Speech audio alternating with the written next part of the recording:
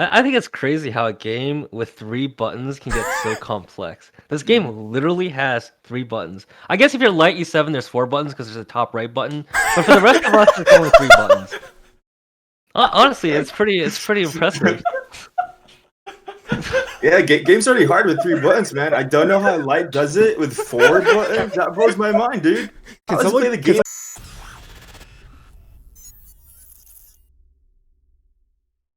Oh yeah, the last one was when Melon said plug in these nuts, right?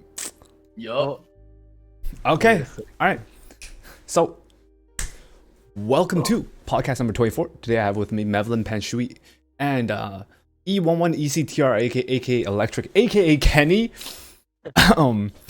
Yeah. So as always, as it is, introduce yourselves, and then we'll get started. Mevlin starts off. Oh, me first. I'm Mevlin. I stream E7WC, obviously. I used to be a Blingo player, but I'm kind of tryharding, and I play a lot of Jeepberg now, I guess. Yeah, that's it. I don't know. Panshui. Hey, what's up? I'm Panshui. You guys might already know me. I stream FX7 as well as and I'm an advocate for booba characters. I do not like male characters, nor do I like furries. For real though, I'm not a lolicon like Light, and What? I'm a big titty waifu, kind of guy. I triple S my Senya, and it's been good. Kenny. I don't think I can top that introduction. Jeez. I'm another Twitch streamer that streams Epic 7. My in-game name is Kenny14. I've been on a few of these podcasts before. You guys can follow my channel at twitch.tv/electric. I am a former legend player, an E7 World Cup participant turned coach. So my streak has been run dry, and now I'm officially a coach and an analyst. It's lit.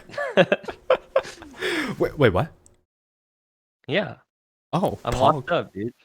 Wow. We're an analyst now. Okay, I'll take that. That's usually where it goes, yeah. All right, so we're gonna start off with probably just the first one. All right, ML Kawerik. Let's just talk about him. I mean, you guys have seen it's kind of like his skill kit, right? So, Yeah. what are your thoughts about him? Do you think he'll have a usage? And if in what aspects, how? It's like they ran out of ideas or something. I don't know. It's like they ran out of time and they just threw this in. I feel like his kit feels like so basic. Best way to say it's reused. Yeah, like he's a bit redundant. I feel like you could just replace him with almost like a lot of units. He feels like a Vivian though, the S3, kind of like a Vivian with like cleanse E, but accepts only 2 turns instead of 3. That's fair. Do you see the it's a 7-turn cooldown and there's like 3 -1 like Wait. molas? It's 7 turn. Yeah, it's Oh, 7 yeah. turns. Wait, I And it's didn't know got like 3 molas of like -1 because like I said, I feel like they ran out of ideas. Wait, I did not know that. Oh. Huh. Okay, well, didn't realize that. I don't know, like, in skill 3, his kit itself seems pretty good. Like, what it does, but I will agree that it does. I don't know, it's hard for them to come up with new mechanics, right? Like, what was the last one we had? Pretty much just a seal, right? I think. Yeah, I guess Solitaire also counts for like anti like. Oh yeah, Solitaire. anti- Yeah, that's true. His S2, like I just don't understand it. It's like a single target attack down with barrier. It's like it's like a wannabe fallen Cecilia. You know? I mean, Cecilia, regular Cecilia, or I don't know. I don't know. What It's like a mix of both, right? Like, cause I don't know, the decreasing attack for 2 turns is very random. You know, it's like just put in Yeah. there, and then he grants a barrier to all allies.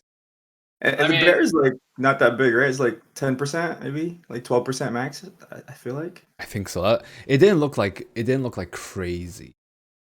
Mm-hmm. So I don't know how. Yeah, I feel HP about him. scaling. Yeah, it was. I don't know, the weird. And the other part is like his self imprint is effect resist, and the way his skill 3 kit works is like it's as if you want to put like effect resist on him, Otherwise, if he gets debuffed, then he can't cleanse either, right? So Yeah, I don't know. I feel like he needs a lot of stats because he's like a bruiser that needs FRES that also needs speed. Mm-hmm.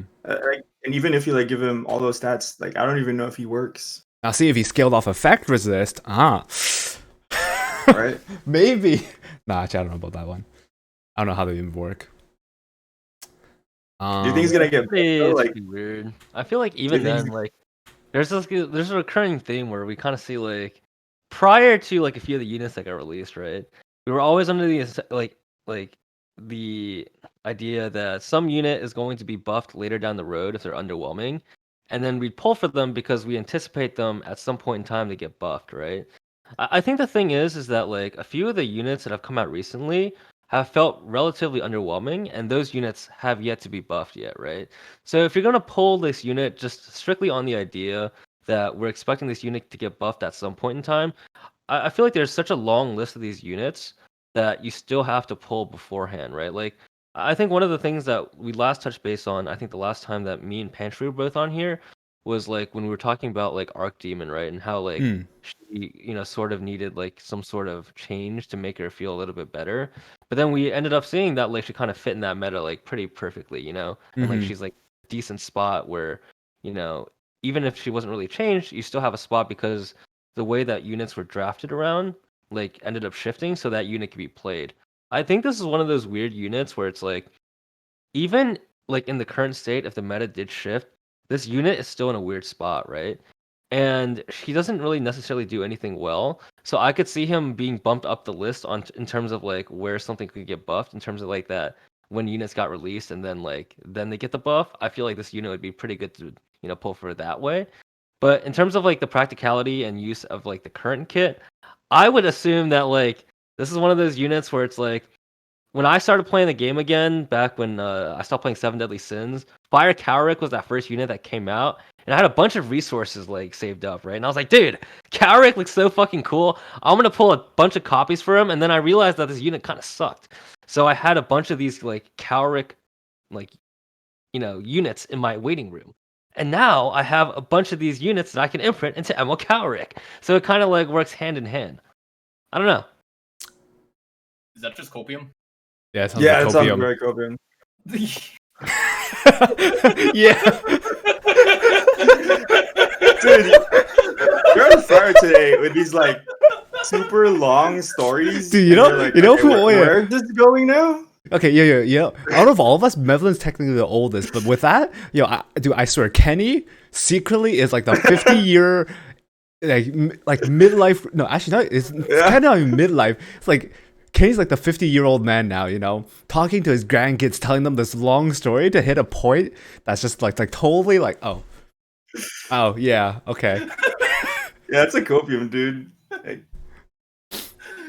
I I think he's probably gonna get buffed though, but like, Yeah, yeah, I mean, you're right. like, I Like, definitely, I'm I not- definitely feel like some of the units that got released, right? They do their job pretty well, but this unit doesn't really have like that sort of niche, right? Like it does a little bit of everything. So I feel like in those cases, a lot of these units that do a little bit of everything in the way that the RTA format is worked, like looked at now, doesn't do enough, right? And that's where it's like I think that's like the general trend of what units you expect to get buffed. And to me, I would think that like this is a unit that could potentially get buffed. If you do want to pull for like this kind of future proof, right? Where you want to have like a box and account that's future proof, so you have a higher chance of hitting legend. If that's your end goal, then I feel like yeah, it's like it's good to pull them that way. Or if you have a bunch of units like me and you feel like you wasted a lot of money, then hey, this is your other out, right? It's lit. Copium, yes. Also, I want to clarify that I'm only 25, so I'm not that old yet. I do have some gray hairs, but we can always dye those black, so it's lit. Or yeah, just pull them out if you don't have that many. Okay. I think one of the things about him though is like, dude, his S3 like outside of everything else, at least his S3 still has like a usage if you want to just use him as like a quick buffer or something. But I don't know. I think I mean like rather use DJB though. Like the CR 30% CR push from DJB. Does way DJB more give attack useful buff? than- No, but I'd rather Oh. have the 30% CR push from DJB than the attack buff, because you can just get attack buff anyways from that 30 CR push with attack buffer follow up. That's I think true. there was I always just going to prefer. be Mm. there's always going to be use, right, for someone that's a full cleanser plus attack buff, right? It's not like that unit will never Yeah. get used. So there's always going to be some sort of use, right? Mm-hmm. Like I think in some cases where like you're thinking about this unit in terms of like practicality, you really don't have to use him on like high ER, right? Like let's say you never draft this unit into stuff like tea time and like Yeah. like those first turn contesters. There's value in this kind of unit, right? Like obviously you don't get to make use of the full like the full cleanse, but you do get to make use out of the immunity plus the attack buff, which does add value. Actually, his team imprint is attack, right? Yeah, Yeah. I think so. Yeah. What if you just like do that and like not bring him to like hard debuffers and just use him as a cleanse in the immunity and like give everyone attack buff and attack imprint. Wait, hold on. guess that Thought. could be used. Wait, that's a boba?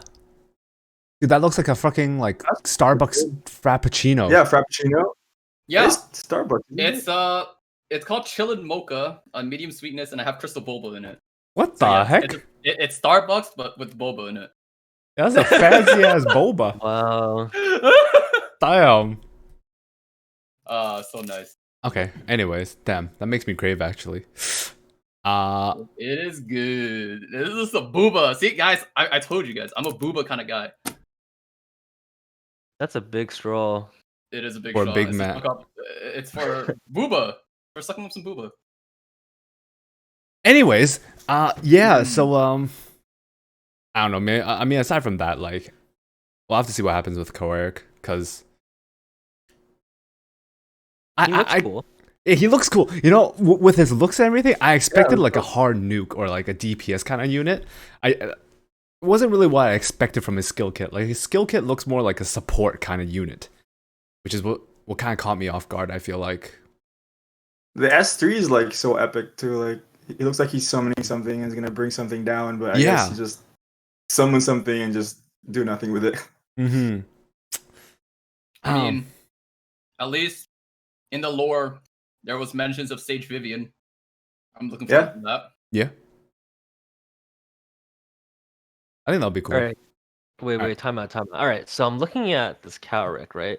And the skill 1 does damage increasing, like proportional to caster's max health, right? Mm-hmm. So what if you stack this with like Daydream Joker and you get like extra HP scaling attack? Well, think about how popular Blue Crow is right now, right? It's fucking lit. Think about 3% extra damage on a 30k HP Crow. Dude, it's actually the strat. Well, since you have so many Kawerik copies, and when you imprint him and all, test that out and let me know how you. Let me know how that feels when you test him out. Yeah. Okay, yeah, No, I'll try it just out. go, Yeah. just go to a little bit artifact and you can S3 like over and over again, 15% of the time. True. It's 20%. That's 20%. 20%. I'll assume that people have plus 30. I don't think I've ever wanted to pull them, but I ended up pulling a lot of them out of the blue. I don't even know how. What, The creation scissors? destruction or what? Yeah. Creation and destruction. All right, whatever. Let's go to the next one. All right, balance patch thoughts. So let's talk about like the main one first, main few. One being May Chloe. She's pretty good. What your thoughts are about that? And then Fire Cecilia being buffed is another one of those, right? Like, I'm surprised Fire Cecilia got buffed. We could talk about Flan, but I don't know. Panshui can talk about his booba. Do you have a link to these patch notes? I got I you. know, like, good looks. So we have this going trend for. I come on a lot of these podcasts, and I always tell Gabe to send like a list of the topics beforehand. And I've become such a veteran on these podcasts that I no longer look at these posts, and I just kind of wing it. Oh man, I used to be so starstruck when I used to first come on here. Now I'm just a lazy Or the participant. yeah, first time to Kenny. I'll research everything, and then as it progresses more and invite Kenny, the more he's just like, yo, super chills. Like, oh, dude, next time he's gonna be like half in bed, be like, hello, yeah, okay, yeah, ready. I'm like, oh.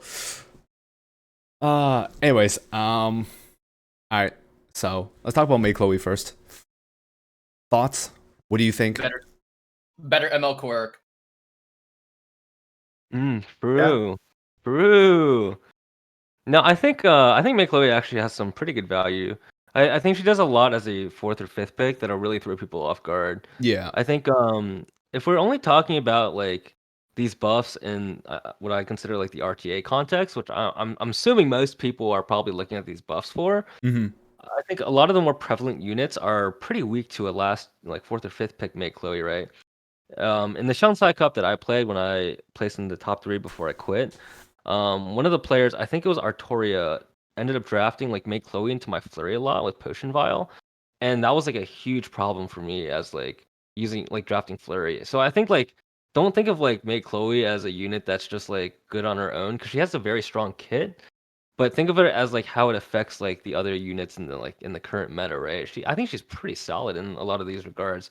Plus, like now that she has like her own CR manipulation, I would feel like a counter May Chloe would be pretty cheeky, right?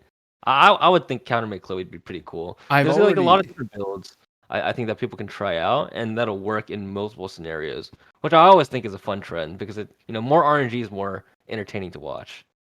I've already seen people run counter May Chloe's even before this buff. So for the people that are already doing that, I'm gonna hate them even more because the stun has.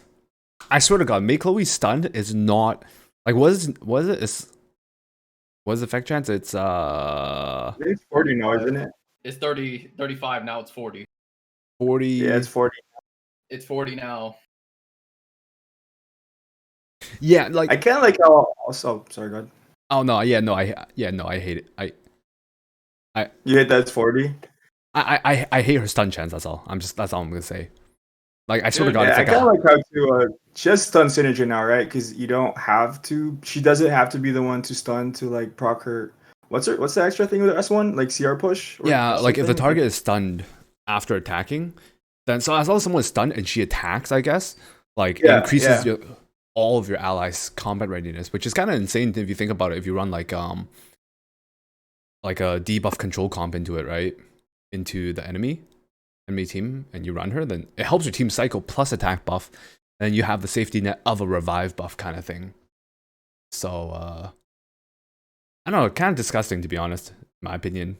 I guess like that's kind of a fun choice too, right? Like if like you got 2 units that are stunned, do you want to like hit the stun unit and guarantee a CR push, or do you want to like roll the dice and hit the non-stunned unit to like try to stun it? I think that'll be like a fun mechanic to like play with May Chloe. I mean, it's just a gap, dude. It's the same thing as a gap. It's 40%. Just gab, yeah, true. True. I mean, what's really underrated, I think, is like the ER like to all your allies. And as some players, like at least in higher legend, I run like units with ER, and if I play against someone even with a very high effectiveness T time, I would run like Shamadras plus ER, and then I'll run like FCC on Team Imprint for extra FRES for the rest of my team, and that a lot of the times will mitigate a lot of the like effectiveness that people run because you just have naturally free ER on your units, right? And it gives like sometimes it boosts you from like the 200% effective like ER like N to like the 260 280 mark, which is almost like in certain cases like almost unhittable, right? Like I would think that like let's say for example we think about a popular build that like people run on like Sage Ball, for example, right? Usually that's going to be very tanky, right? Like 220 speed with speed and immunity, and then like not that much effectiveness, right? Imagine if you run like an FCC plus Team Imprint on like the effect res Team Imprint, and then you also have May Chloe plus something else, right? The chances of you getting slept there is actually pretty low, right? So I think like in those cases, it can actually push other units out of the meta that you might not even be thinking about right now. And I think Sage Ball is a good example for something that might get pushed out because something like May Chloe is now in the meta, right? I'm kind of worried when you put it that way. I'm kind of worried about a few people using this. Like I already have enough issues when I run into what's his face? Clam sometimes and like Kawerik. Like most of their units run like effect resist as far as I know, right? Like they just like what? I think was it Clam I fought? Like his SSB just had like effect resist or something on her. Like it just builds them, and then if he decides to run Mei Chloe into his team comp now, right? Like tanky plus effect resist. Instead of Ren, it will be Mei Chloe. Yeah. It's kind of horrifying to There's think so much about. value, right? Yeah, no, there's like so much value in there. Like it's kind of nuts. Plus, you get attack buff as well, and like that's huge. I think something that's like not really talked about is like, yeah, you have to think about the value of like FRES units, right? When you think about stuff like FCC, right? You know, when I think about a tanky FCC, what I think about as the best way to deal with one is proccing a defense break and to killing her, right? But if you have like FRES, right, then you don't get that defense buff or the defense break, sorry. Then it takes so many extra turns, right, to kill things. So maybe this is a trend where if we do see, you know, some sort of like team FRES like, you know, come into place where you get that extra stat threshold, maybe it forces things to, even though like frenzy is now like a changed thing where, you know, turns like games end typically faster.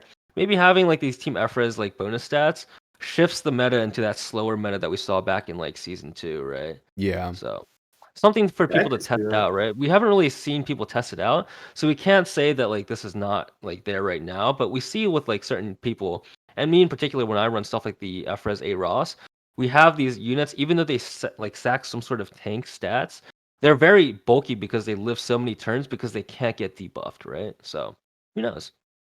It'll be interesting to see where like the dynamic kind of shifts as That's people I think, test more and more I think things. 20 FRES like is enough to like shift that much. Like I feel like Well, it's 20. not just 20, right? Because it's 20 from one thing. If you run Shamajas, for example, right, that's another 20, or however much Mm. Shamajas is. And then if you run like FCC on Team Imprint, that's like another, what, 24 or something? And that right there is just 60 free FRES, right? Like, that you don't And even have to build. then if you have imprints on Mei Chloe, it's another 20. It's another 20. She gives a Yeah, team exactly. wide Yeah. FRES as well. That's true. So And then think Oh, I about forgot like, about and then that. think about, there's a lot of yeah, and then like, sources. and then think about these units that, you know, kind of prey on, you know, these like units not having any FRES built, right? You're probably landing nothing on them anymore, right? Think about Basiria, right? If you run Basiria into Landy and you have these units with so much team FRES, if you don't have effectiveness on your Basiria, she's not going to proc anything on your Landy, right? And that's huge. You essentially lose a unit for free because you took that unit into that, you know, for that specific scenario to work, and then you don't proc unbuffable. Like, what do? You just copium and you go next, right? Like that's literally it. True. I mean, like someone was saying this in chat, like this might make like Bassard's already like another like Bassard's already kind of back in the meta, like he's really prevalent. Like this might just make him even more like a unit that's used more because he's one of those units that you know you can guarantee the soul burn to unbuffable the enemies, right? So might be something we might see like this is what this, I think Bassard was someone we saw like pre-banned a lot in season 1, right? Was it season 1 or was it season 2? I forgot. I think it was season 1. There's Yeah. one. Yeah, so like it might just like as Kenny said, right? We might just straight up shift back to season 1 where it's like super slow now kind of thing. Depends, right? Depending on some of the other units that come out and whatnot. But okay, next unit, Fire Cecilia. So okay, you guys, what are your thoughts about this? I don't see too many people run her. I see some here and there. I also don't use her myself either, so I can't say too much on my part about her. All right, I can have a very passionate conversation about Fire Cecilia. Okay. And why she is unfortunately not very. She's not in the SSS tier. All right, everyone, get out your notepads. This is my PhD lesson for the day. All right, here's what we're gonna do. We're gonna compare Fire Cecilia's kit to Fallen Cecilia, right? And we know, right, just based off of like comparing Fallen Cecilia and Fire Cecilia has a pretty fucking good kit, right? It's every single skill that she has is very impactful, right? Like no cap, like it's actually pretty good. S3 you have immunity plus what is it provoke, right? S2 you have a strip, speed down, and attack, decrease attack, and that's when you have defense break, right? It's pretty high value. Like every single skill in that unit is very good. The problem with that kind of logic, right, and this is where it kind of falls short, is that's not considering what is strong in the larger pool of units being released, right? When I play RTA, I'm not picking for one unit, I'm picking for 5 units, right? or I'm picking for 4 units that have really strong synergy. Unfortunately, with Fire Cecilia, the reason why she falls short is because she does a little bit of everything, but nothing of significant value in that one aspect where you would draft a unit. And in that sense, Fire Cecilia falls short because she doesn't work in the larger state of the game, right?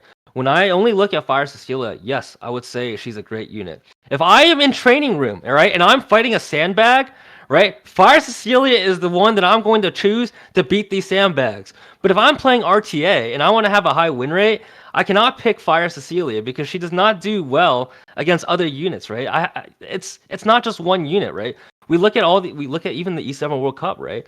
And you see so many people draft like synergistic units that work well with each other, right? There's a reason why that's the case, and it's not just picking one strong unit, right? The reason why like stuff like A Taiwan, for example, is not as popular right now in the current meta is because there's too many answers to A Taiwan to make him such a strong first pick. And that's the same reason why like Fire Cecilia falls a little bit short. I think with her buffs, she's going to be significantly better. I think speed down is pretty high value, right? And I'm not saying Fire Cecilia is not going to work, right? You can make every unit work because when you're playing RTA, you're playing against someone else, right? And if they're not prepared for it, then yeah, you can catch them off guard and you can get a win. I'm not saying it's impossible to win, but I'm saying if you play a large quantity of games against different kind of players, then in general, I'm going to say that Fire Cecilia is going to fall short compared to some other units. And that's why she's in a good spot. She's definitely better than she was, but she unfortunately is not what I consider SSS tier. All right, my PhD class is over. Everyone, close your notebooks, turn in your journals. I will grade each of your papers now, and we'll move on. Yo, You got mad there, dude. Are you okay? You okay, Ken? You got a little Was mad there I in the mad? middle. I feel like that was it's very passionate. as a coach and an analyst now, because I'm a washed up Legend player. I feel like this is the only way I can like speak my words. That's fair though. Like, No, I get what you're saying. Like, yeah, she doesn't really do like one thing specifically, and you usually try to like bring units that you want to like counter the other person, and Yes. she's a jack of all trades. In terms for dummies, she basically does too many things and too many things in her kit, and Yeah. that's it. If her kit had like if it actually funneled all into one skill more than separating it all into 3 skills, she would be a much stronger unit. Let's just put it that way. that's fair. I think one of the things about her, like this is the second time they've buffed Fire Cecilia too, right?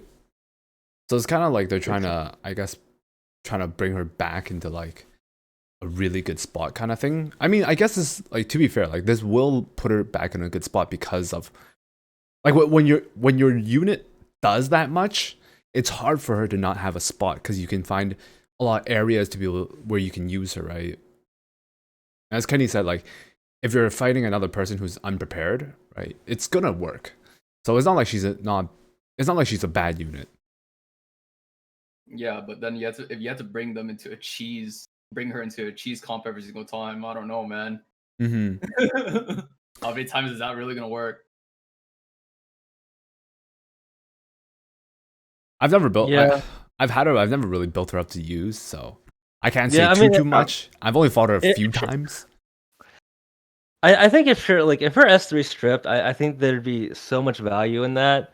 But like a lot of the times, like it's this weird placement of like where she really fits in terms of like your greater team dynamic, which I would think is a little bit awkward sometimes.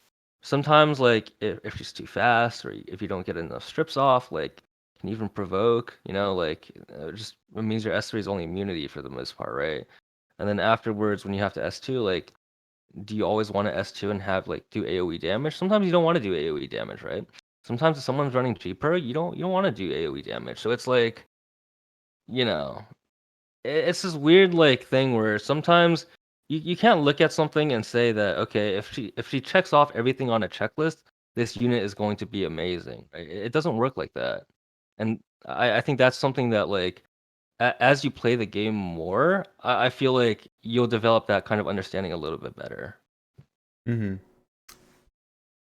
That's fair. So someone, I mean, I someone already in fed chat all here mine, so- says, if everyone has ML Cry, like why would you use Fire Cecilia? I think those are two different things, right? Because ML Cry is not only used for immunity, but he also has reach for a lot of units that have AoE, right? And you get the scaling on the S3 as well, the 2 more damage, right? If you're trying to reach a Stunny, for example, and you don't have too much AoE on your team, then ML Crow can be a solo unit to kind of reach the Stunny, right? But when you think about like, drafting Fire Cecilia in the same way, they don't really do the same thing, right? You can look at it saying that, okay, this guy has immunity and some sort of AoE, like, that is not necessarily the same thing as, being able to threaten to kill a unit, right? They're two different things. And that's the difference between these kind of two units, right? I'm not saying that Fire Cecilia is not is not good, but it's not just the fact that, she has immunity plus X, right? A lot of people don't even draft you like I get the value of immunity, right? But you don't always need 2-turn immunity for your teams, right? That's something that I think you're taking at face value, where you need to have, you're picking in the ML craft for the 2-turn immunity. That's not always the case, right? And I think everyone here, Panshui, Gabe, and Mevlin, you can always agree, like there's value in having that immunity, but when I'm picking my comps, sometimes and in most cases actually, especially currently, I don't bring a unit specifically for that 2-turn immunity. Agree? Like, Yeah, I don't look at it just like, oh, I need immunity in this case because most of the time I'm looking at that unit for more than just the immune usage. When I bring ML Crow, like immunity is like a plus side, right? I'm taking him more so for the damage, more so for a threat. He's like a very neutral pick in that sense. Yeah. Well, we'll see what happens with this. Only so many people actually have Fire Cecilia built in user, so I mean, we'll wait to see what. 12. Mine's plus 12. Really? Mm-hmm. Oh, I didn't know that actually. maybe you could actually get some use out of it. Maybe you can combine it with with Senya. Maybe something cheeky will come out of that one. Don't do that. No, don't say that. Only knight that works with Senya is Lilius. All right. Lilius damage is pretty bad. I think the Lilius Senya combo does a lot of damage. That's actually kind of disgusting. Mm-hmm. Yo, Mevlin. What's up? Wait. It's time for you to go back to your roots. Oh, the Lilius Ken cleave? Yeah. Nah. Dude, but now you do Lilius Senya cleave. I don't know if Senya, dude. Am I pulling for Senya? Things are coming out, man. You know I'm getting it for your play, right? Oh, yeah, I guess that's kind of... Wait, what? Huh? I'm sort of free to play. Oh. Plus, my Ken's like, I don't know. I'm Kenny's a buff, dude. Just give him a little thing. Just a little bit. Just a little bit more love. I don't know if he needs... Nah, screw MLK, bro. Nah. Dude, honestly, there was a point in time where I draft Lifesteal ML Ken into like the pure Golden Boys comp. It actually worked pretty well. So, Wait. There was a period of time where ML Ken, I think, was actually like. Doesn't ML Ken get screwed over by ML Crow though? Kind of. Not necessarily, because you can still counter when they don't crit. No, I guess. Plus, yeah. like, yeah, and if you're on Lifesteal set, right, like you don't really have to worry about Sigurds, because if you just counter, you just heal. Yeah. So yeah, that's in that true. sense, it was pretty strong. All right, Panshui, talk about your Flan. What'd you say? What'd you used to say about her? Hard drives, DVDs. Booba. She'd be stacking with two 3090s SLI. I'd be waiting outside the door out of micro sensor, trying to snag a GPU. I don't know. I don't remember. Anyways, what do you guys think? Like, does this really do anything for her? Because in my opinion, not really. Like, she's just a better Tywin. Yeah, like she's still used in the same way as she was before. It's just, I mean, usage is increased, right? In those same areas, right?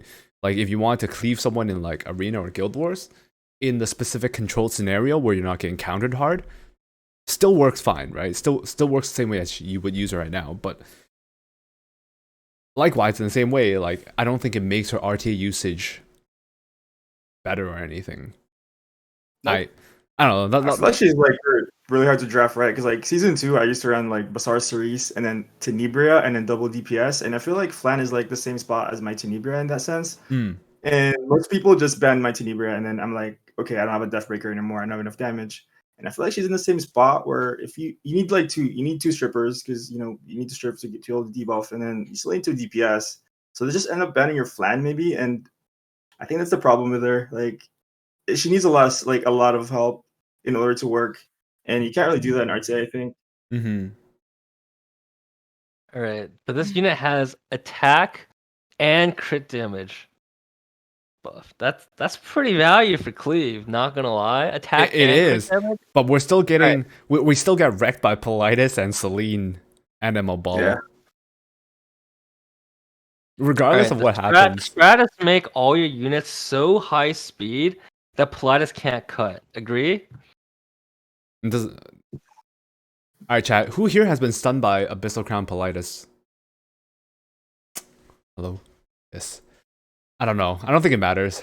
I don't know. Yeah.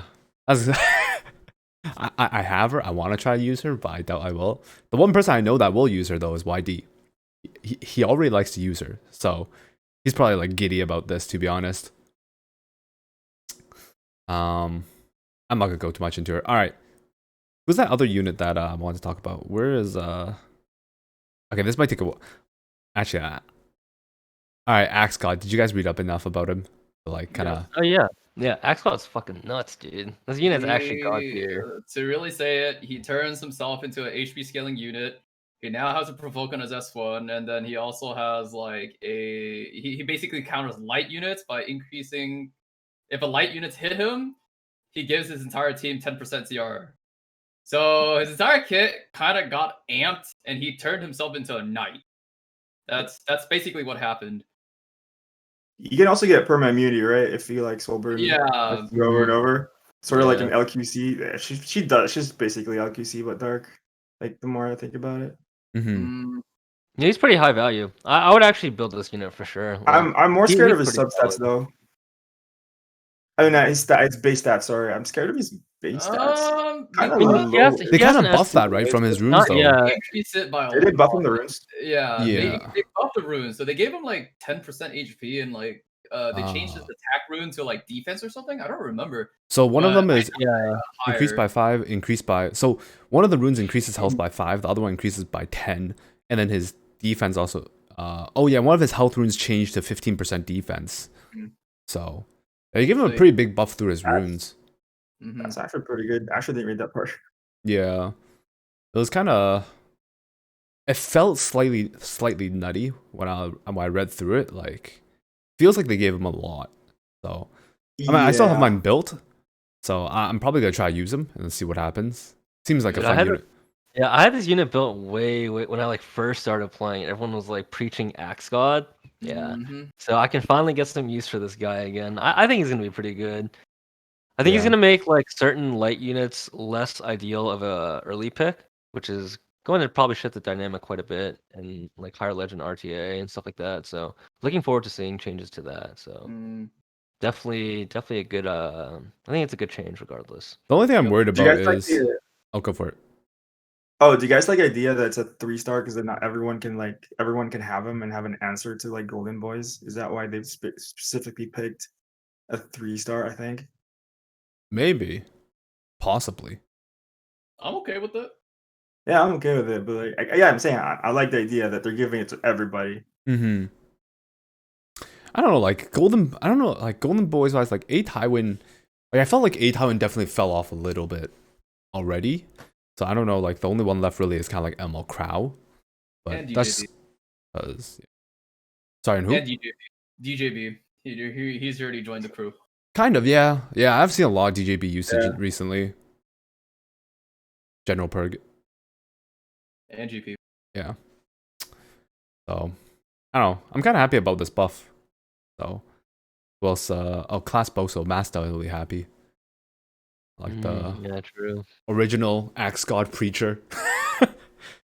I don't think there's any artifacts that are worth talking about, right? Like, Bloody Rose seemed kind of meh. Border Coin. Carrot. Yeah, right. Carrot, dude. You know what I'm talking about Carrot. All right, sorry, I forgot about Carrot. I was scrolling. She's gonna be a pretty fun unit, I'm pretty sure. Where's the carrot? someone's going for her. So, okay, so for carrot, like, wait, okay. Which one of you guys actually like use carrot? I will be using her. Don't worry. Oh, you'll be using. Okay. I didn't build her per se, but like she's been chilling there. I've never really used her, so that's one of the biggest things for me. Is like I don't know if I want to still build her for that. But I'll say, I think her kit is pretty interesting because then we always see her interaction with her barrier and other stuff.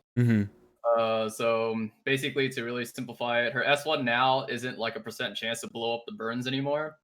So now it's 100% chance right after she S1s. Her barrier, her S2 now is what is it? Her barrier has a cooldown, but the burn that comes off her S2 no longer has a cooldown. So every single time you attack her, you're guaranteed to set off a burn on the enemy if they don't have a meter.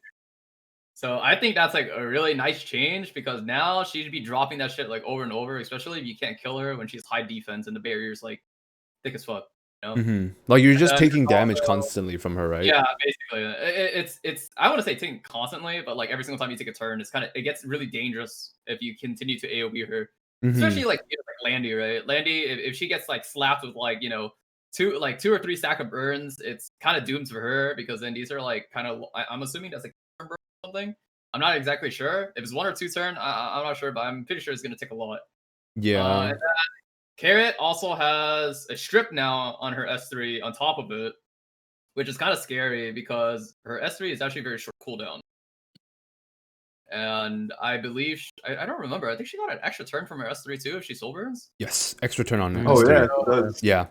So it gets kind of scary. If she continues to rotate over and over, it gets really scary. I remember, so there's so much going on to her kit. She got like a cleanse on her S2. She has a continuous healing that she could acquire from her S3. And I'm just like, she got like increased attack, base attack. And I'm just like, oh, okay, she's getting a lot. And then she got like increased base HP from her runes and everything. I'm like, okay, she's getting a pretty fat buff. So I think she's going to be a really, really fun unit. I personally think that she's going to be a really fun unit. She's going to be like one of those units that's going to heavily punish probably Landy or just people that are just like spamming their AoE. And of course, the reason why GP is so popular is because there's a lot of AoE currently. Are you gonna try carrot on stream? Hell yeah! All right, everyone in chat, you hear that? Pantry's gonna try carrot on stream. What did we just talk about? All right, when Pantry drafts with carrot, we're gonna whip out the 4th pick, make Chloe with Shamaja staff, ER imprint, no burns, baby, free points, and then we go on Reddit and we post screenshots of beating Pantry. It's fucking lit. Okay, dude. Dude, it's like you make it sound like I didn't make I don't have make Chloe. I have make Chloe plus 14. Relax. Oh my god, I did not expect. I was literally blindsided by Kenny's sudden. Relax. You guys make it sound like I will never drop make Chloe. One, I'll drop make Chloe with Senya and Carrot. Dude, there's synergy here. High attack units with Lilius. Both. And Lilius. Oh my god, you're right. Oh my god. All right, guys. Taking bets is going to be Panshui versus Kenny on stream. All right, I'll take bets on who you guys think is going to win versus that. Yeah, all right. That's when we bring out the DPS politics. Yeah, who's on that train? DPS politics. Hello. Stop! You're gonna bring out your 296 Tomoko, and I can't stop it. No. Don't you mean his 295 effect resist rally or something? Oh wait, or was it 260 effect resist? Dude, look. All right. Yeah, that honestly, it dodged the Basari S3, but then I just died right after. So I mean, it was cool. If you clip it for like that 5 seconds that it worked, it was like it worked. It just didn't work after that 5 seconds. So technically, it worked. But I think Carrot has some pretty good value. I think Panshui is right. No, she does look really good. The 20% decreased damage, so long as her health is over 80%. You're gonna be hella bulky with that. I remember getting wrecked once in RTA from her stupid burns every time I hit her. Yeah, like it started chunking really hard. It hurt a lot, especially since I was cleaving. Like I popped really quickly. So I actually didn't see that the S3 was only 3 turn cooldown. So if you soul burn, you can S3, S1, and then you can S3 again. That's kind of insane. Yeah, it's pretty nuts. And it's just a mage, right? So just bring her own book. Just put her in Etsuka. Fuck it. Attica, fuck it. Atticus. Etika, Tagahells, it doesn't really matter. Take your pick. True. What if you put her on? Oh, actually, no, never mind. That wouldn't work. Yeah, I'm Yeah. excited to see. I'm kind of excited to see how people actually use her. It actually sounds pretty. Skill kit actually sounds pretty good now. Granted, actually, she was already decent before. Not a bad unit before previously. I feel like I've seen people use her here and there. All right. I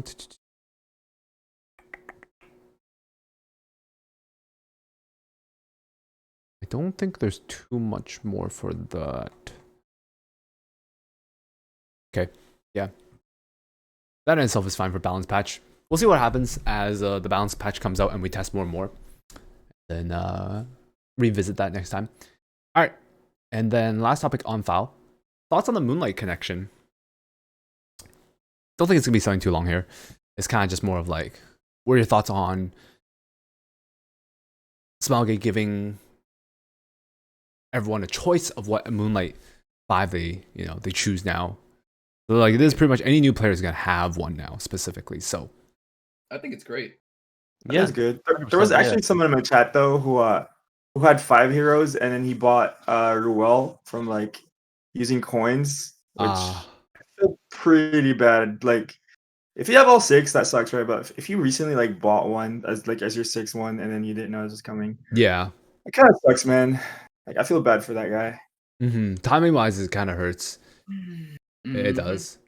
Yeah, I mean, like I was one of the people that bought when I was qualifying for the E7 World Cup, I bought a second RB from the coin shop because I wanted like 2 RBs to have, and like it was pretty recent, right? But like, I still got so much mileage out of that unit that like I'm still okay with it. Obviously, my like pool of resources is going to be different than the next person's, but I think one of the great things about this game is that if RTA is the glorified like game mode of this game, the saving grace of like what people would like to achieve at some point in time, I think the skill floor to entering RTA is already relatively low, and I think giving everyone an option to pick and choose an ML5 of their choice, whether they go for a high value like RTA unit or something like that, or just a unit that they like, it gives everyone an option to kind of reach that goal, right? Yeah. It definitely does suck for some people to spend their resources and get a unit, right, when they just announced something like this, but it's not like they don't get any mileage out of that unit, right? You still got some sort of like usage out of it.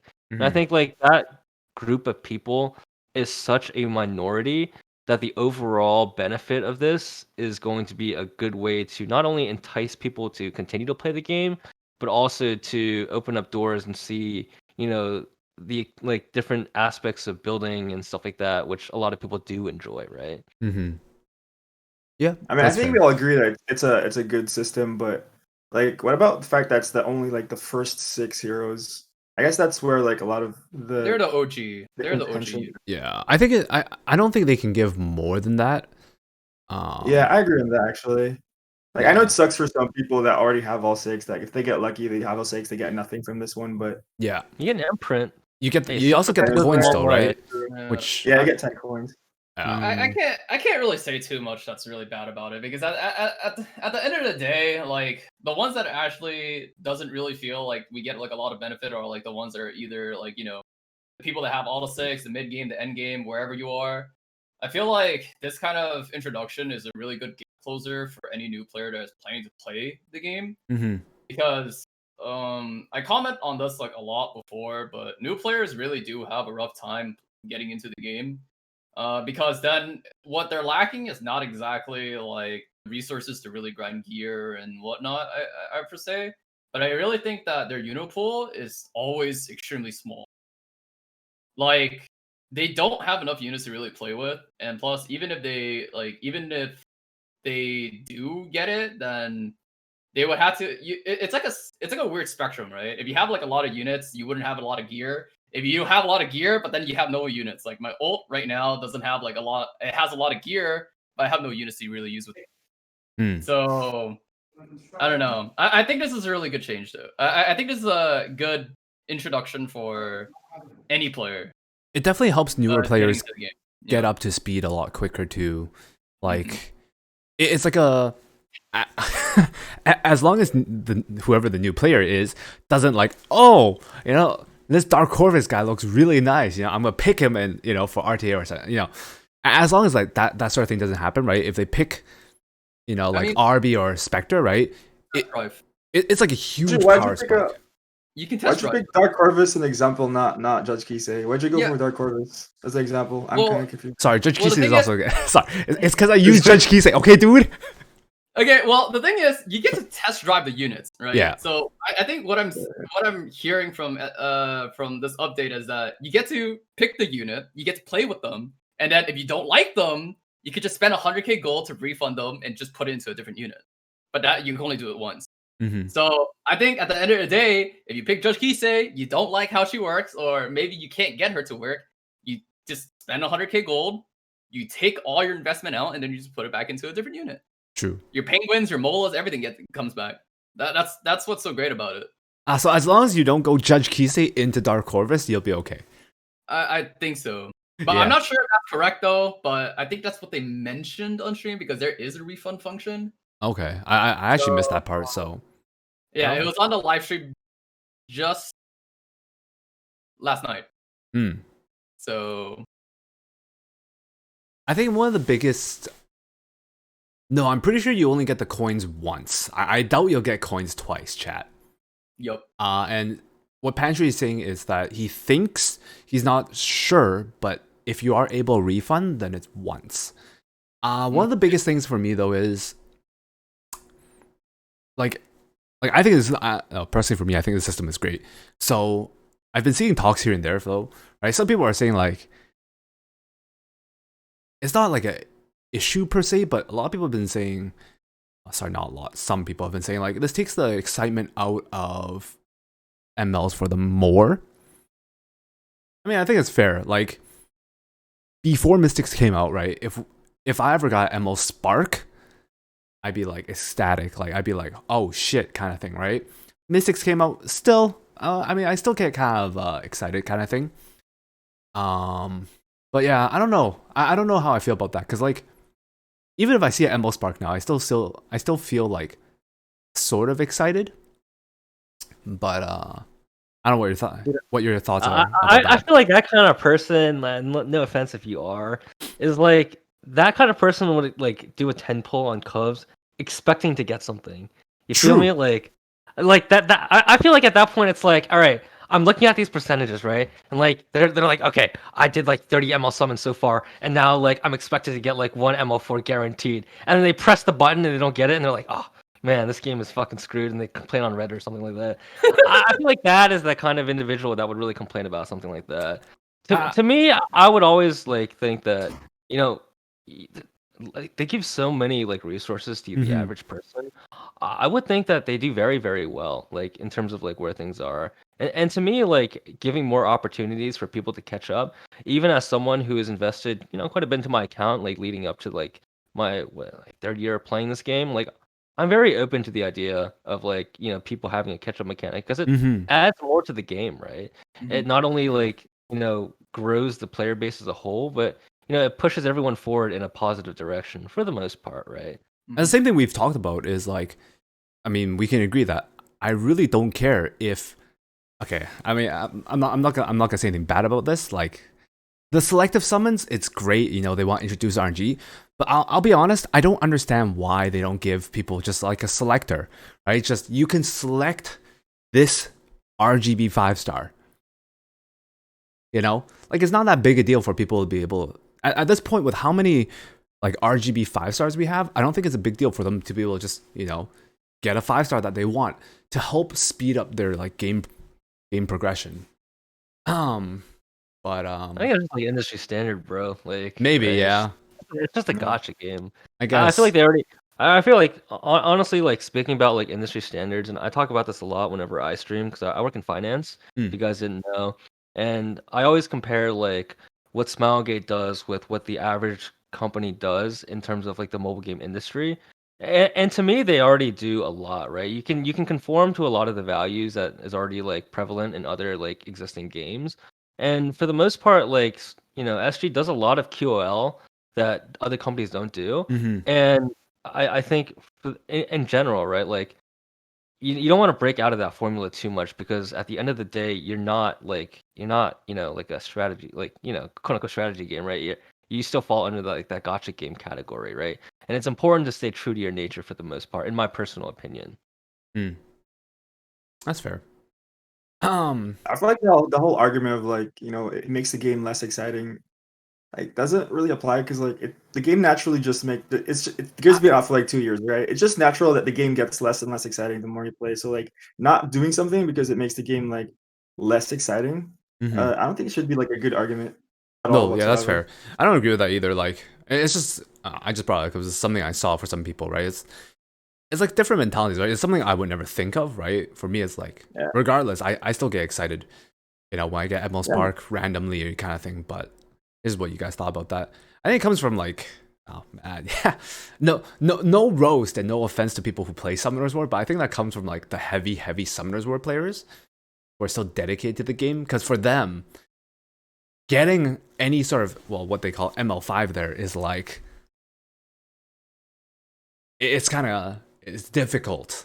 It's different, right? In Summoners War, like getting an ML5 is not easy, as far as I know. But I haven't played that game in years.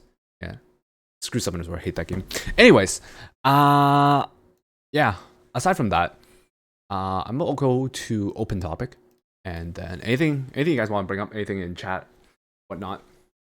I was glancing through chat earlier. Someone said a fast Judge Kisei would be pretty sick. I agree. Fast Judge Kisei would definitely catch people off guard. I've done it last season at the end of season 3 when I was pushing for top 10.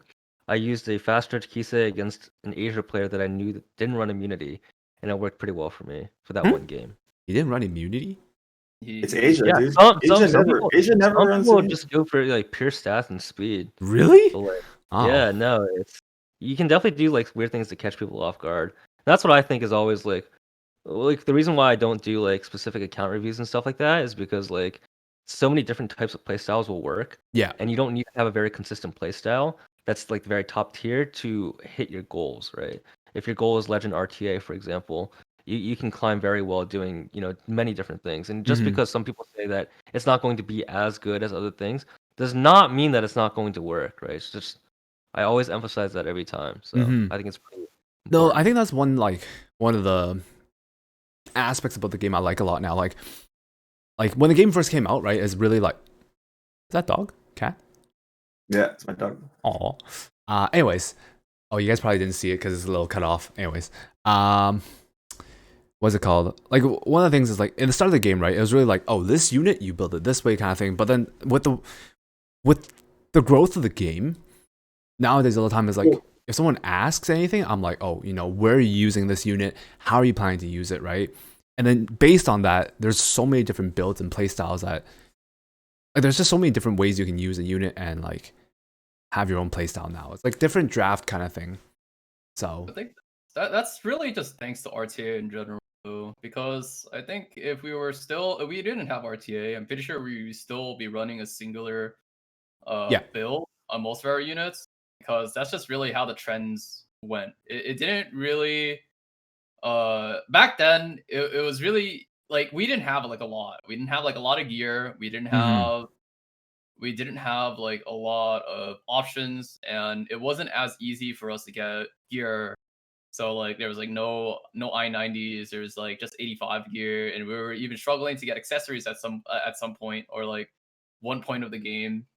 So as the game kept on going, we saw our acquisition of getting these things to diversify our pool, to change our builds to one way or another. It gotten like so much easier for people to really do whatever they want at this point. Yeah.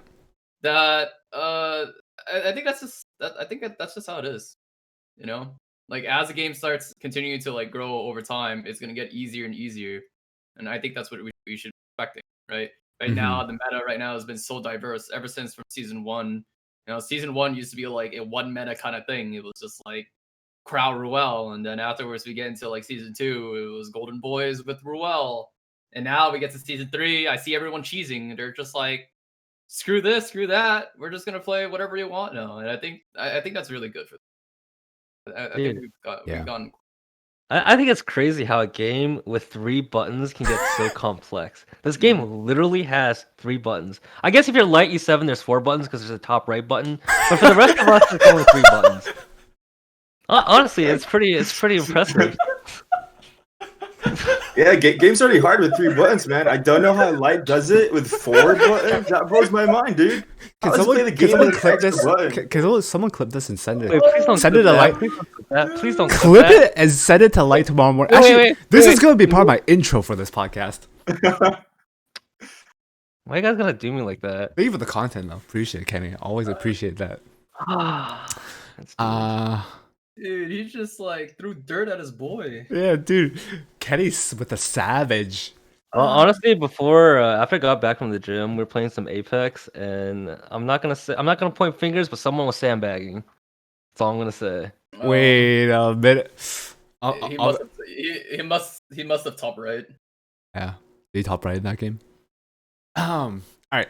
So aside from that, I saw some stuff about collab in chat. I probably won't talk about collab this time because I think that's something we talk about a little often. It's anyone's guess, really. No one really knows. Yeah. So.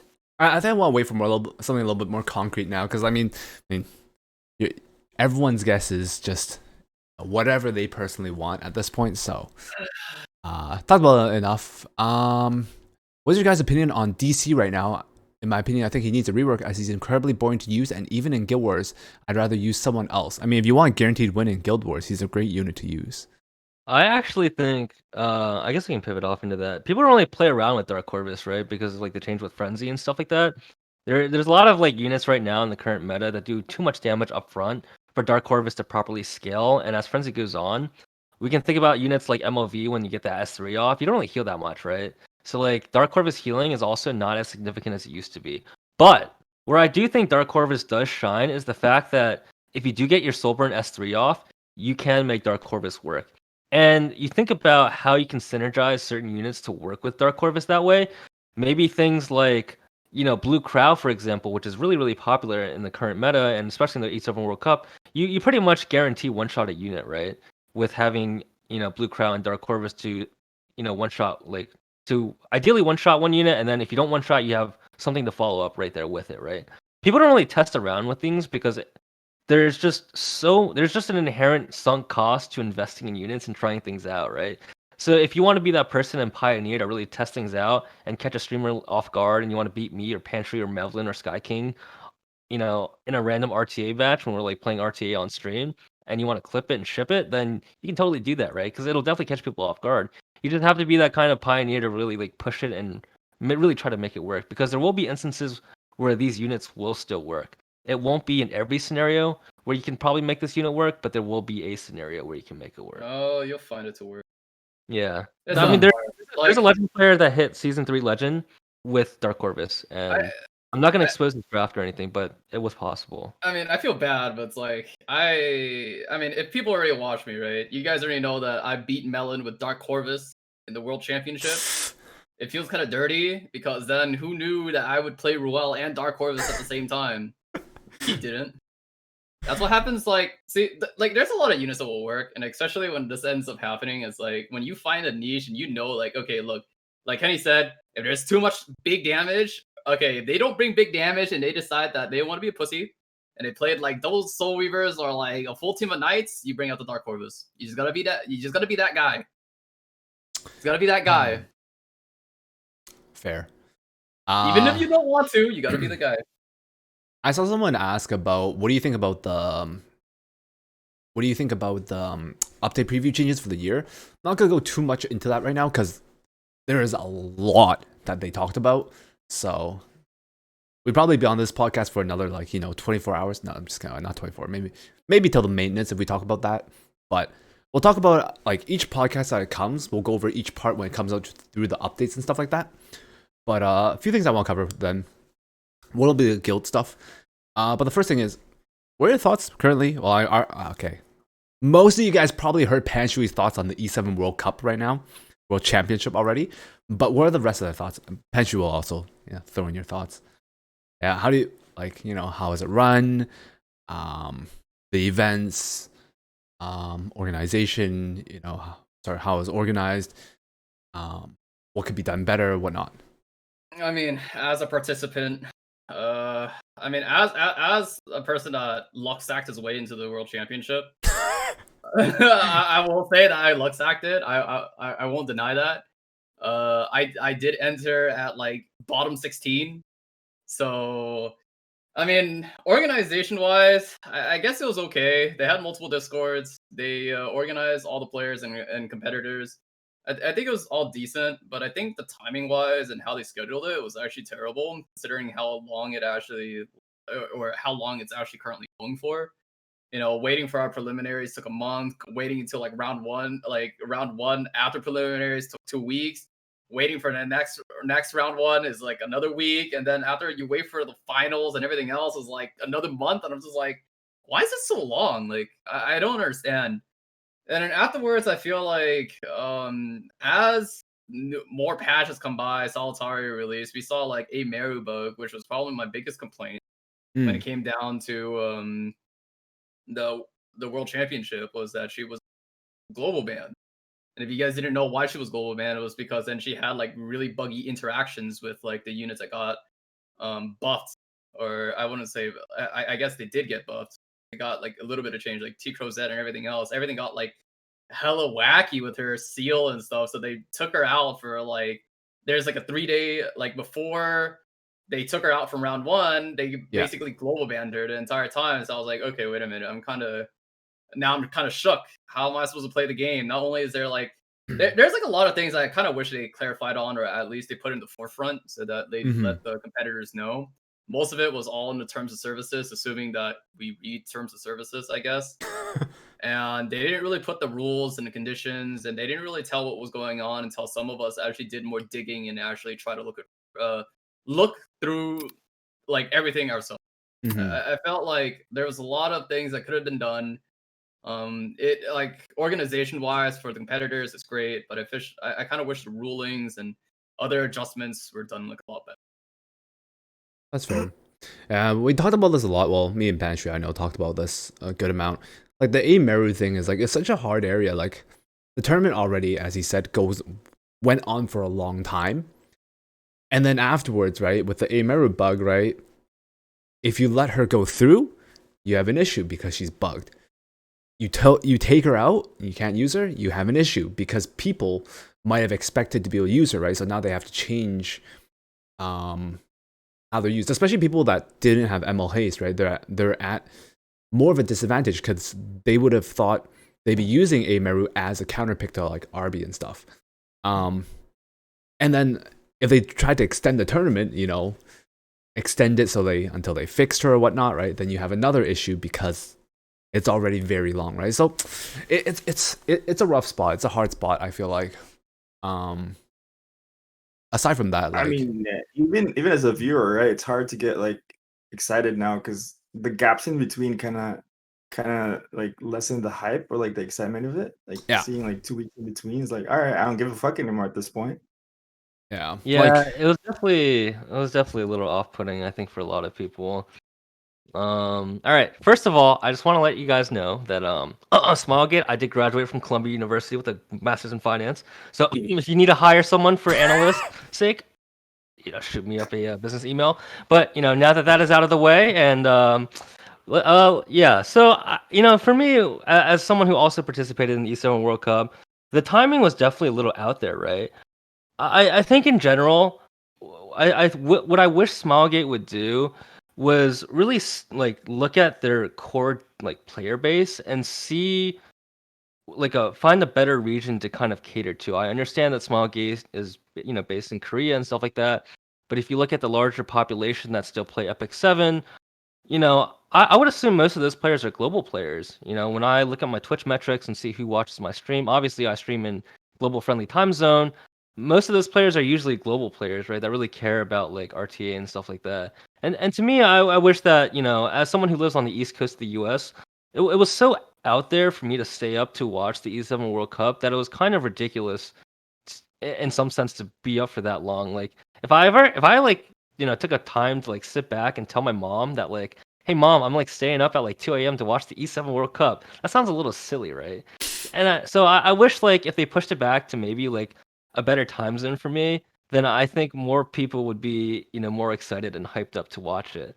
Um, on top of that, I feel like in terms of where the how the brackets were broken up and stuff like that, to me, I understand the reason why they kept it like region based, but I feel like in terms of like high end skill, and when I consider like end game like very top tier content, I would assume that like these would all be people who are ranked extremely high. I understand that certain regions are top 16, but that doesn't mean that all like those players are necessarily like within that like top 0.5% or whatever of the player base. And to me, that kind of lessen the experience.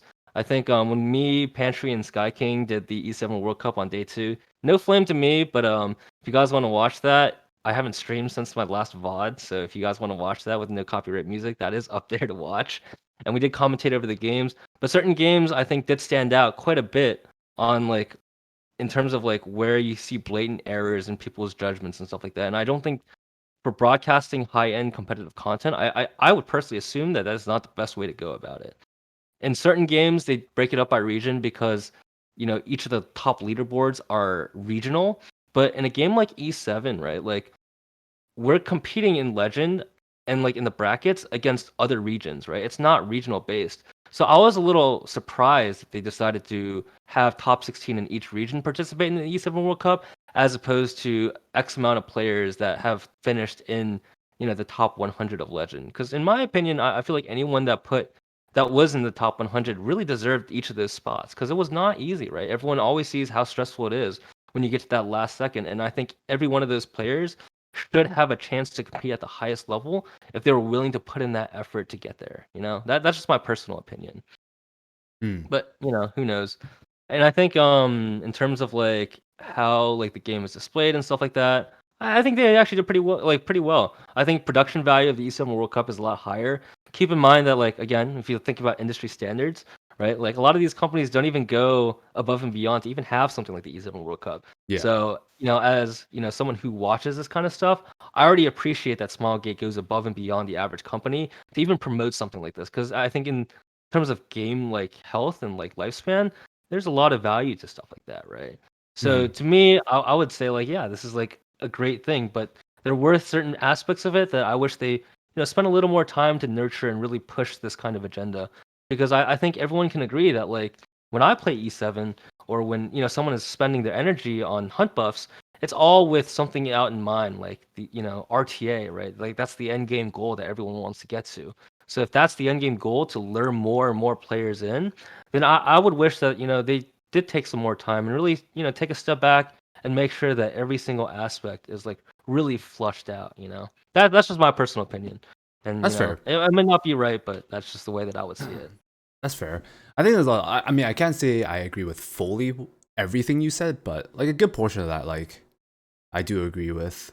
To be honest, I feel like one of the things for them is like timing wise, it really does make me lose a bit of the hype, I guess. Like with how much with how much is happening, right? With how many different rounds there is and how many different weeks there is, like eventually, like as each week goes on, I'm just kind of like I still watch it because it is like a game I really enjoy, but I think it's been spaced out too far, in my opinion, within their time that it loses momentum. I guess that's what I call it. It's like it's part of the momentum, as there's still a bit of hype kind of thing. But that's what I see. Yeah, I mean, it's not gonna. It's like the final like day 3. Like it's not even like within the next week, right? It's like multiple weeks from now. Like I think it's just so silly. Like imagine they release Senya, ML Kawerik, ML Kron, and like all these other units, and then you look at the like announcement and they say like, oh, by the way, like these 12 units that we just released are all banned from the E7 World Cup. I feel like that's a little crazy, right? Like Actually, I don't know. Just does like imagine anyone, that. Does anyone actually know when the finals are? So I don't even May know. It's the 30th. end of the month. It's the end of the month. Yeah, End of the month. end Okay. of the month. So like, It's a really long time. like the second round, main match, second round was last week, and after that, there's like a 3 week almost like delay, right? Like, yeah, there's a 3 week delay until the finals. Like, why, right? Like, it makes me wonder, like, what's needed to be in between. Like, why do you need all that time to prepare? I guess. I mean, it Or makes if they- sense. As a small indie company, they have to fix a mirror, so I guess it does make sense. 3 weeks to fix a mirror, agree? All right, dude. Oh, okay. So here's the thing. If they announce the collab in the finals, okay, yeah, I'll give them that. That part will be hype. I will be down. You know, at the very start of the stream, if they're like, oh, by the way, you know, we're gonna announce the collab somewhere in the middle or somewhere in the end, kind of thing, right? Okay, I'm down. You know, okay, that'll be kind of hype. You know, they have to take 3 weeks to prep for it, but we hope. You know, I'm not gonna say too much because I don't want to give anyone false hope or anything. I don't want to give myself false hope because they did say to wait longer, unfortunately. So it's mainly myself. I don't want to give myself false hope. I've been waiting for the collab for so long. So, and then last bit, upcoming guild content. Quick thoughts. What do you guys think? Okay, I'm There's kind of more hype about guild it, but yeah, I feel like Spellgate's been doing these things where they release something new and they never like go back and expand on it. Like if you look at Tower, how long has it been since it's been the same like artifacts, whatever you call them? Devices, yeah. Mechanisms? Devices, yeah. It's been the same devices the entire time when they could have like made it so much fun Yeah. by cycling new heroes, Yeah. like different devices. They did that for World Boss too. I know World Boss is a joke, but like they've been doing this thing where like they add something new and it's like, oh, it's so fun for like a couple, well, except World Boss, but like Tower was like so fun at the beginning, but now I'm at the point where like Tower's a bit of a chore because they didn't do anything for it, and I'm worried that guild content is going to be the same, where it's going to be fun for like the first month, maybe 2 months, and then they're not going to bother like looking back into it and expanding upon it, and we'll be all exhausted doing guild content every time because you know they don't even try at that point. I guess That's what I'm scared of.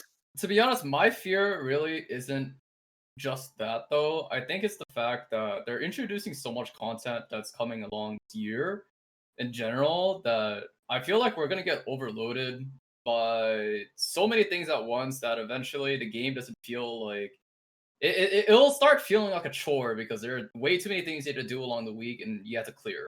So Yeah. my guess right now is like, hey, we have automaton, we have lab, and then we had to do like, you know, we have to finish our arena, then we also have to like we had to burn through our energy and all these things. It's like that's why I feel like when they made the reduction in energy in side story and like in hunts, I feel like their reasoning for it is not the fact that they are worrying about like our energy usage and stuff. It's because then they're introducing more content that takes more of the energy away. So like it's kind of weird, but like when you're adding this much content, it also takes energy. It would be a logical explanation. I feel like this game is gonna be like one of those things where, oh my god, dude, it's gonna be like overloaded with like so many different things that you need to be doing or you have to be doing that I wouldn't know how I feel. That's fair. That's fair. I'm still hyped though. Like I think it's gonna be fun playing with the guild and trying to like. It'll definitely be fun / interesting, especially with people whose guilds are you're more ingrained in the community, where like a big amount of the guild members, right, are, you know, you guys talk a lot, chat a lot, voice chat, whatnot, right? I think one of the big things though about that is, like, honestly, like what Panshui mentions is something I'm actually scared of, is that eventually, like, as well, I don't know. I mean, hopefully they like don't just keep stacking on content, and instead they recycle some / or like get rid of some and like combine them. So in the future, like, you know, we're not going to be having to jump over like each day, right? I have to do all of these different things that take up my whole day eventually, kind of thing, right? I think that's one of the biggest fears on my part. Just take out normal raid. You guys still do Like, normal raid? I haven't done that in a long. I still do it for good. artifact charms. I do Unfortunately, normal raid Artifact for I need the queen thingy, the queen Oh, yeah, badges. that too. About it. The artifact I charms don't, are I don't pretty really good. do. You're expected to Yeah. get about like 3 epic artifact charms every week, which I feel like that's a lot. That's a lot of powder. You Just know? give it to us. Just move that guy reward somewhere else, like the new content. Just take it out. I think. I don't want to do normal raid anymore. I don't even like do all of them. I just kill the queen and I'm done for the week. dude, man. Yeah, raid I tend to forget about a little bit nowadays. I try my best to do it, but I have not done normal raid in a long time. But I think that's also a byproduct of me not streaming, so I'm sorry. okay, dude. I mean, when we stream, I'm gonna tell you the truth. If we get on and then we start doing Labyrinth, I'm gonna bore myself instead of actually trying to bore my viewers. To be honest, Most of the So, time, like- stream nowadays is either you craft, right? Like me and Panshui, we craft for people or something, Mhm. or Mm. it's RTA, right? That's pretty much like the main stuff, right? I think the guild thing will be kind of cool, at least for the first bit. Same way as Automaton. I mean, as Mevlin said though, that's definitely one thing I agree on. Automaton Tower. That it's such a good idea to rotate devices, right? Like, you know, every couple of months or every month or two, right? You rotate all the hero devices, put in a new fresh set of hero devices, give them OP skills. Doesn't matter, right? Automaton was made to be clear. It's not hard right now. It's made to be cleared for people, right? By people. Put in all the new devices, let people try out new random, you know, like wow. Right? People like to see their heroes do OP stuff. Like they like to see it when they're, you know, the characters are, you know, nuking things, right? So I don't think it's a bad idea, at least personally, for them to like rotate all the devices. It's kind of like, what's it called? It's kind of how like League of Legends has like all the different fun modes they rotate, right? Which is like Earth, All for One, or whatever, One for Africa, what it's called, and like they have all the different fun modes, right? You rotate kind of thing. And it's like similar. I think it's like a similar kind of method mindset. It's like you rotate like them out so people can have new stuff, right? To have fun with. I think every bi-weekly, the way that they're resetting the Automaton Tower right now, they should actually just do it bi-weekly, where they're just introducing new things. It's like, hey, look, we have 2 new devices that might appear. You guys can try them out if they actually appear, and something like that. I feel like Yeah, even like that'd be small, like even small amounts where it makes it feel like, you know, more new and more fresh. You know, you get the feeling of roguelike, of you're getting something that's actually new every single time instead of me actually just using land ESSB every freaking time. Would be pretty nice, to be honest. Like I like to have a fresher feeling. It's more like right now everything is just same redo. Like you just do the same thing and just praying for crap. Not very. Otherwise, I feel like another thing that would be really cool is like if they're gonna give like hero devices and stuff, maybe they should just give us like, hey, look, here's a trial unit. Here's a trial unit that you could use a device with. Like for me, like sometimes I see like, hey, I have a Tywin device, but then I have no Tywin build. And then I'm just like, okay, wait a minute. Or like they just give me like weird combinations all the time. It's like I kind of wish I had like some trial units. I wish that they could just input like some random trial unit in there and just let people have fun with it. Make That's it fair. feel like more like a roguelike feel to it. You know, every single time you join it or every single time you do it, it just feels fun, I guess. Because then it's not a long experience. You're not really doing it for that long. You're really just taking about like I would probably say like less than an hour to really finish it. Yeah. It feels really good too. Like if you feel like a god like the entire time. Yeah, First time you're like, It's because you feel like you have the power, you know? yeah, for the first time. And the first time you try a new unit, like the first time you try a unit with like these godly powers, it feels really good. And I kind of want to like try. You know, I wish all the units have like something because I just want to try every single unit with something godly. Yeah. I think like the best part about Automaton Tower is like when you have like really OP artifacts and then you let it auto run on the side and then you look back and it's instantly done so you can move on to the next stage. That's the best feeling in the world, dude. No cap. That's why I only run for like Fire Ravi solo and I just like I put it on auto and I just like do something else and I come back and it's already done. Hey, it's lit. Satisfying. It's really satisfying just seeing your Ravi. Like I only got it like once. Like that Ravi with like warrior stacking in her own device, like I only got like once, and I was like, wow, this is sick. That's fair. All right. I mean, that's pretty much it. I think I'll probably end it here. One quick thing about that baby the baby. You said casual RTA would be so fun. We talked about that before in the past. I just want to talk about that real quick. Is I don't think casual RTA would be a good idea because that splits up the people queuing now into two different queues. I don't know if we have enough people in those like to queue up at that point that you want to split up the queues, right? If we had such a huge base where player base where we could split up the queues, maybe, but I don't think it would be the best idea in my opinion. I don't think there's enough for us. This isn't like League of Legends where thousands of players are actually doing it. I feel like the amount of people that are actually queuing into RTA is actually quite low. Yeah, it's not that high. It's quite low compared to like a game like mean, League, which is different. There's no incentive to play RTA Yeah, right now. exactly. There's no incentive. Like Yeah. if I could queue into the same person 4 times in a row in less than an hour, there's something wrong. you know? Yeah. Well, I mean once you get high enough to a point, that ends up happening, right? It's kind of it's a little but Yeah, I feel like right now RTA has kind of gone to the trend where like it's just kind of casual until the last week, right? it really is. know? Yeah, the last You week kinda is the casually funnest. play- Yeah, you kind of just Yeah. casually play until like you're like within cutoff percent, and then last week you sweat it out, and that's when Yeah. it's like the most interesting for everyone. Yeah, like So technically, we do have a casual RTA. It's just time gated, like time based. mm-hmm.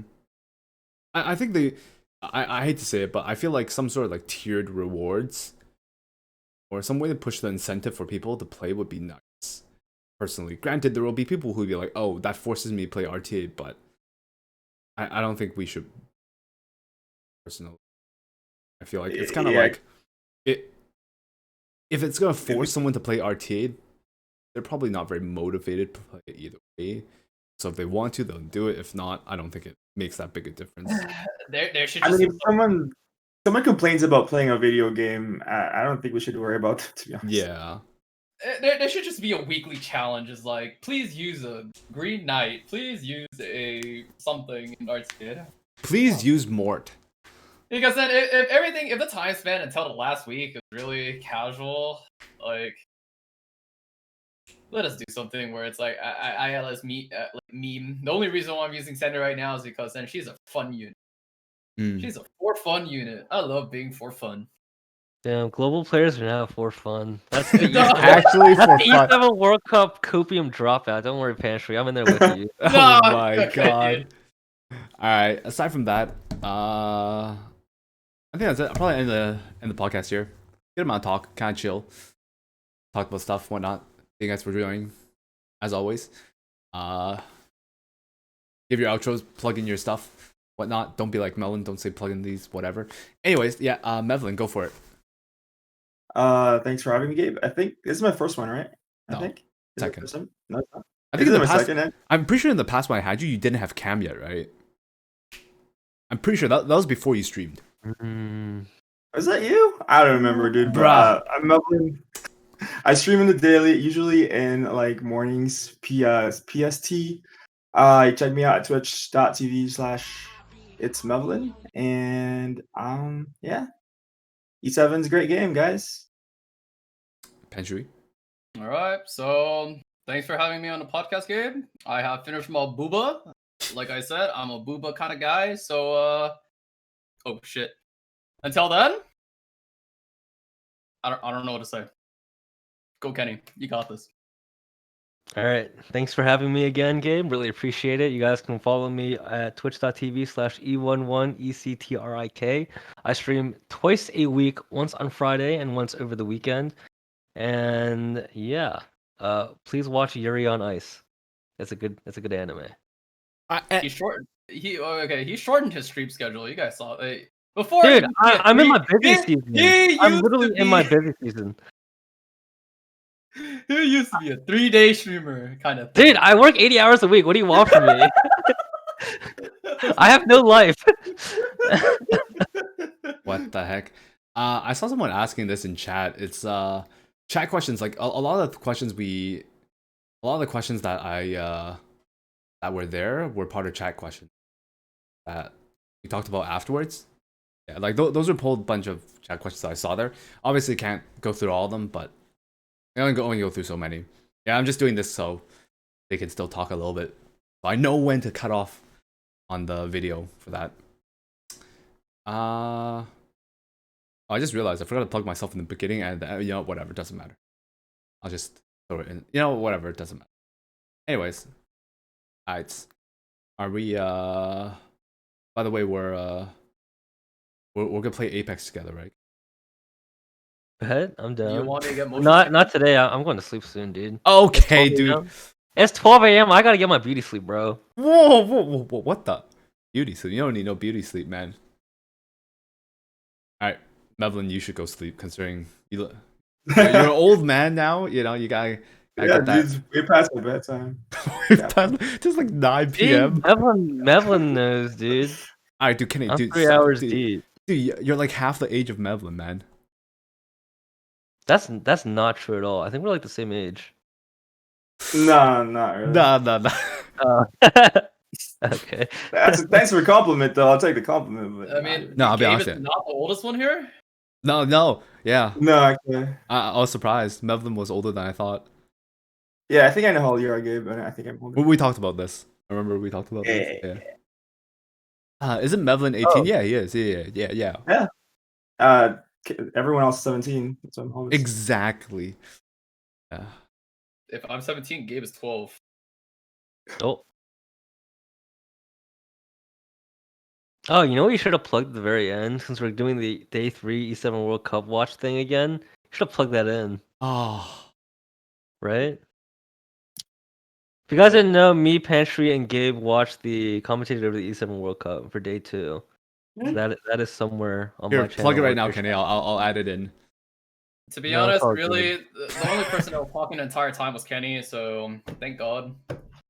That's not Yeah, true. thank Dude, God that's Kenny what- has the Kenny's energy. speeches- Dude, Kenny has the energy. I do not have the speeches energy are- to talk.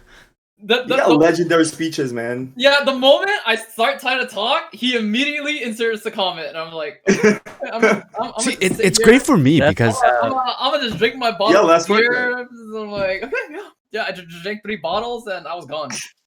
I like that. I don't talk that much when it comes to those kind of things. You know, I'll input a little bit here and there, and I also don't have the energy to talk for that long. So every time Kenny's there, I'm just like, God bless. Like, oh, I can just sit here. Like, I'll put a few things here and there. And just listen to That's Kenny not talk. true at all. Because you guys bring like really good insight too. You guys are giving me too much credit. I did not say that much. No. I don't know about that Nah. part. That's all you, No, man. honestly, if I were to time the amount of time that I talked over you or tried to talk, it's like, no, I'm pretty sure you took the majority of it all. We don't give much credit. I'm pretty sure it's for real, dude. See, yeah, washed up legend turned analyst now, right, Kenny? Yep, exactly. That's true. Yeah, I'm not even legend right now. I'm, Panshui's like, gonna way down be there. Panshui's gonna be a legend player hype analyst also. Hype man afterwards. That's I the mean- strat. You just make E7 World Cup once, and then you just become an analyst. That's the plan. True. I mean, compared to like me and Kenny, it's like I think I would lose my voice, but he wouldn't.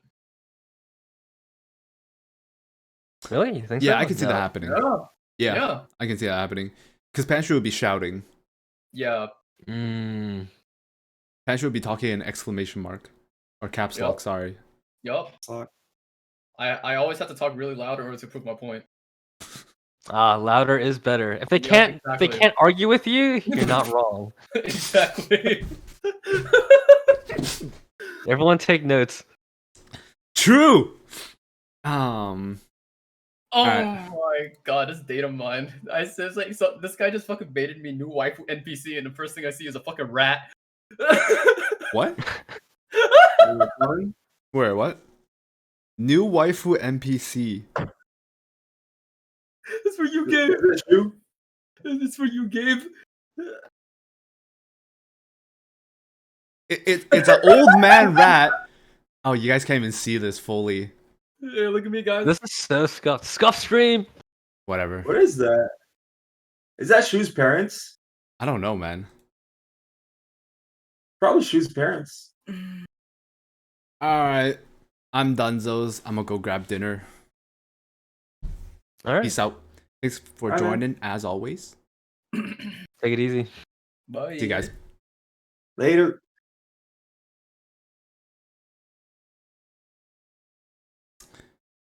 Alright. So, with that said, as always, thank you guys for watching the stream tonight. Thanks for the new follows, resubs, new subs. Appreciate all the support, guys. Have a good morning, good night, wherever you guys are. Stay safe.